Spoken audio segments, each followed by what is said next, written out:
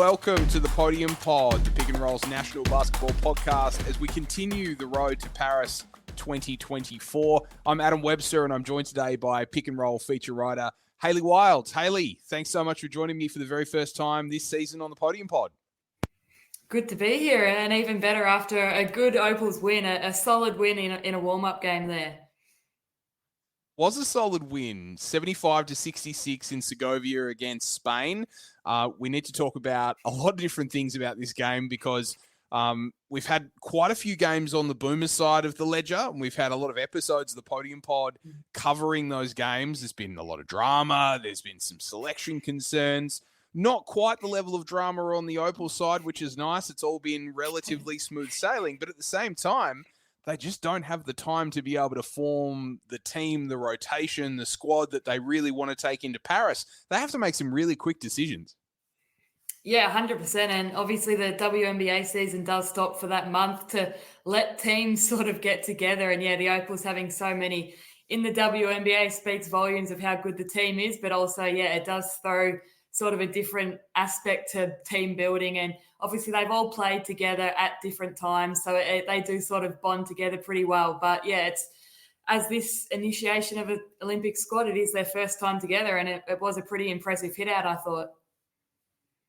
So 75-66, it wasn't without a little bit of a scare late. We'll talk about that in a second. But first, I want to talk about the performances that we had on the court. Sami Whitcomb had 14 points. She shot 4 of 8 from three-point range. She also had 6 assists, so a very strong game by Sami. Alanna Smith, you've been championing Alanna Smith on Twitter lately. You've been driving hard that she needs to start. She needs to play big. We'll talk about her front court partner in a moment, but I want to ask you about Alanna Smith firstly, fellow Tasmanian. I'm coming to you live from Hobart, so we love to see Tasmanians succeed. But brilliant, 12 points, 5 of 7 from the field, 11 boards. The defense, the interior presence, the ability to be able to get things going inside and stop Spain from being able to get on those runs. She was fantastic. Yeah, and that 12 and 11, the double-double, it's sort of what she's been doing in the WNBA all season for Minnesota, and it's just carried over. And she, like you mentioned, she's such a presence inside, and with McGregor beside her, it's a great duo. But yeah, I thought especially Smith in those last couple of minutes there when the game was there to be won, she was massive on the defensive end. I think she had about 3 or 4 sort of stops or helped get a stop, which led to the win, I thought, in the end. So she was massive on both ends. And when you can get a double-double out of her, and then McGregor was just shy of a double-double with 9 and 10, I think. So if those two are sort of getting double-doubles, it's going to lead to good things for the Opals, I think. Well, you talk about the defense. There are a couple of players that were missing from the team that sort of imposed that defensive identity on this team. Steph Talbot and Beck Allen were both missing, and that caused someone like Jade Melbourne to be able to step into this starting lineup and run the point, run the team. She finished with 12 points. She finished with 4 assists, but most importantly, for a player that is still relatively young in the game, going into her first Olympic Games, she belonged out there. What did you think of Jade's performance? It's what we've seen from Jade for a number of years now, and she just keeps doing it at a higher level. She's done it in WNBA, she's doing it in the WNBA this season. When she gets on the court, her minutes are always strong, and now she's doing it in a warm-up game for the Olympics. And I think it speaks volumes for the player that she's going to become, that she's already doing it at the age she is doing it. Incredibly, she still is the youngest player in the WNBA in her second season. So she's just going to get better and better. And yeah, I thought she really belonged out there, and especially early, she brings that energy. I would have thought maybe in the Olympics, she'll bring that energy off the bench and provide a bit of a punch, which will be a great role for her. But if she gets a start again with maybe a player out here or there, you know what you're going to get from her with that energy. And I think that energy also leads on to the defensive end, where she might not be the best defender out there, but just having energy and moving your feet and always being ready to contribute on that end is enough most of the time. We've got to reference Ezi McGregor before we move forward to the plays that missed. 9 points, 10 boards.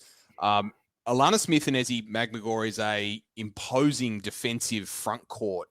Do you see that being the front court that's carried through this whole tournament? And is that the point of difference and strong defensive front court that Australia need to play with against, particularly, we're going to be talking about the US a lot across this tournament because they're the standard bearer, but against the likes of Team USA, that's the front court you need.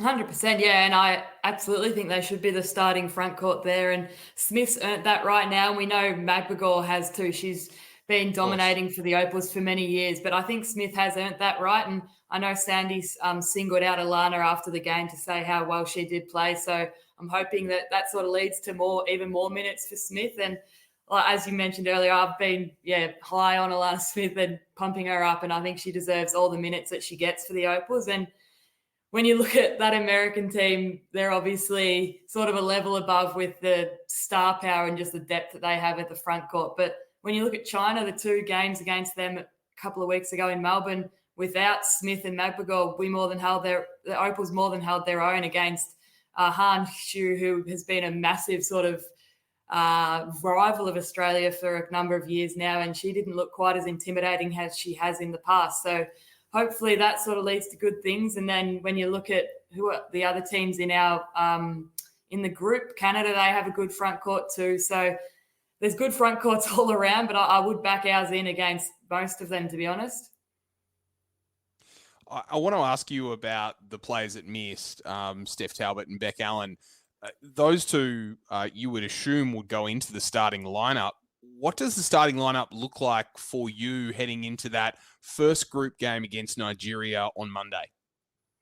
Yeah, it's interesting. And obviously we didn't maybe get the best look at the starting lineup in the game against Spain, but tomorrow's game against Canada, we might see those players play. So you might see them come off the bench or start. But I would like to see those two. Yeah, I'd like to see Whitcomb, Magbagor, Smith, and then also, Talbot and Allen.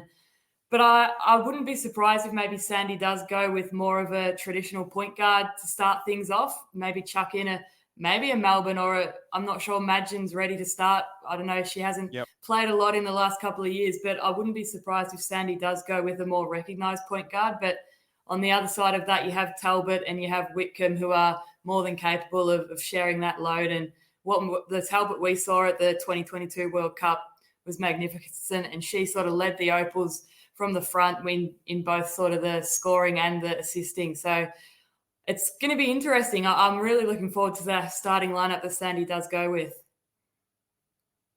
We also heard that Beck Madgen is playing tomorrow, so she may very well start. It depends how many minutes she plays, obviously. But, we should see Steph Talbot, Beck Allen, Tess Madgen. But we also could see Izzy Ball-Ace. And we've talked extensively about Izzy Ball-Ace on Unwrapped, the Pick and Roll podcast on Fridays, Hayley, and her growth. We've had her on the show as well. You've written about her extensively. I'm really interested in your view of Izzy Ball-Ace because, still young, 19, 20 years old, only just drafted, but hasn't quite gone to the WNBA yet. We've seen great success across different programs with taking younger players to the Olympics for the experience. We saw it with Team USA 12 years ago with Anthony Davis in 2012. He was just drafted as well. We saw it with Spain in 2008 with Ricky Rubio. So we've seen teams take really young players across to these major international tournaments so that players can have the opportunity to experience that, to be able to grow into the culture and become the leaders of tomorrow. Do you see Izzy playing a role in any of our group games or more? Or is this more of a case of, we need you to be here, we need you to experience this, we need you to know what this is about so that you're ready come Los Angeles?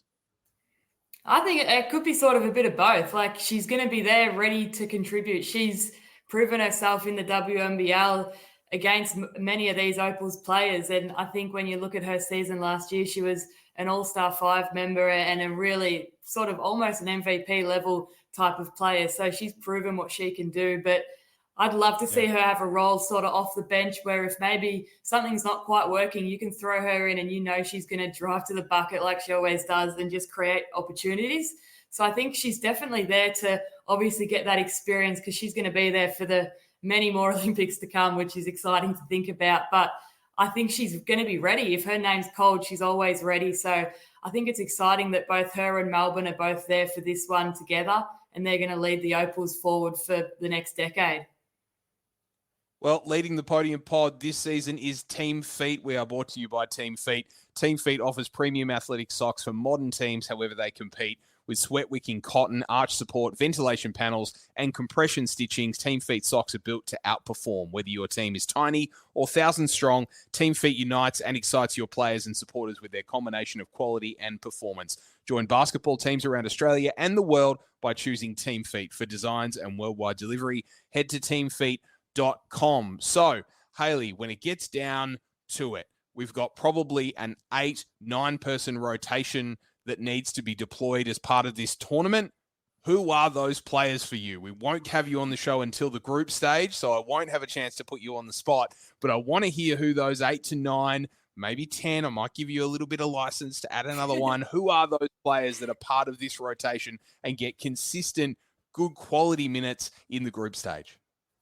Yeah, it's definitely an interesting one because when you look at the squad sort of assembled, all 12 players are more than capable of playing. And even when you look at Atwell and Kunak, who are just with the squad now, is sort of maybe there if an injury happens before the tournament. But it's sort of hard to see. But I do agree with maybe the Borlays one is just sort of on the edge and she might not quite get the minutes that others do. But when you look at the sort of front court, maybe Atolo is sort of the last option there now, which the many years she's put in for the Opals, she's been a stalwart and done incredible things for the Opals, but she was the last sort of big out in the game against Spain. So it's sort of maybe an interesting one that she might not quite get the minutes that she has in the past. But having said that, she in the second half, she played plenty of minutes. So Sandy's really going to have a tough job of sharing the minutes and finding minutes for players that are used to minutes. So I think it's an interesting one that maybe, I do think maybe Tolo and Borlays are the two that sort of do find themselves on the outside of the 10. But having said that, having those two as your last two options is an incredible sort of thing for Sandy to roll out. Yeah, and it might be a case of the first two games are strong victories, and then in that third game, you can extend the rotation and give some others a chance to contribute, give some others a chance to be able to have some minutes. So, by the time the France game comes along, maybe there's a little bit more of a license to extend the rotation. But then again, maybe not. You want to be able to put your best team on the floor for as much of this tournament as humanly possible so that they get used to playing together and so that they can win together.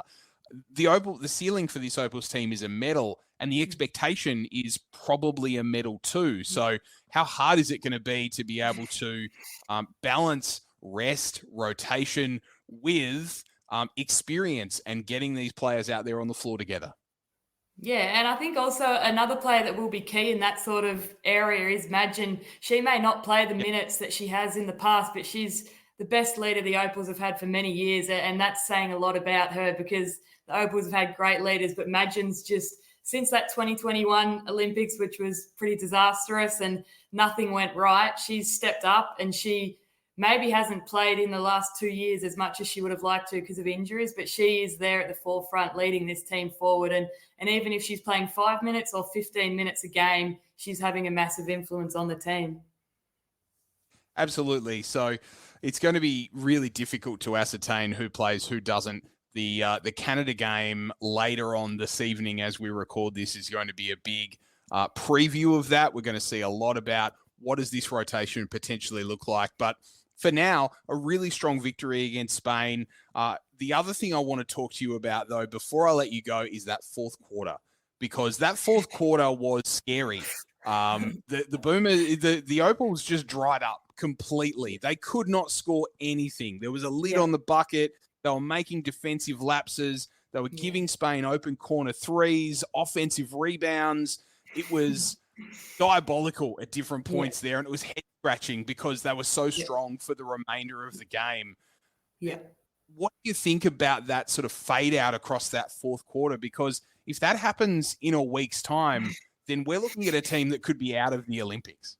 Yeah, and that's exactly right. It can be a bad 5 minutes that is the difference between a medal or not medaling. But I think maybe the positive way to look at it is that it happened in a warm-up game, and now the Opals know that you cannot take 5 minutes, even 2 minutes, because it started within 2 minutes, that sort of they got on that run, Spain, and it was sort of the momentum shifted, and then it was just all guns blazing from then for Spain. So I think it is sort of almost a good thing that it happened in a warm-up game, because they realise now you can't take a minute off. So hopefully we don't see that against Canada, and hopefully it's smooth sailing the whole way through. Absolutely. Well, we'll be there every step of the way. We'll obviously bring you another episode tomorrow night. Myself and Tom Hirsch will sit down and talk about that Canada game, and we'll be coming to you directly after the games against Nigeria, Canada, and France, and hopefully a lot more games than that, quarterfinals, semi-finals, and medal round for the Opals, because as we've said, the expectation is that this team is a top 4 team in the world. This team can make it to the semi-finals, and if things break right, they could potentially be sniffing a gold medal game. But Hayley Wilds, thank you so much for joining me tonight on the Podium Pod. Thank you, and go Opals. Go Opals. We'll see you tomorrow night after the Canada game. Thanks so much for being with us.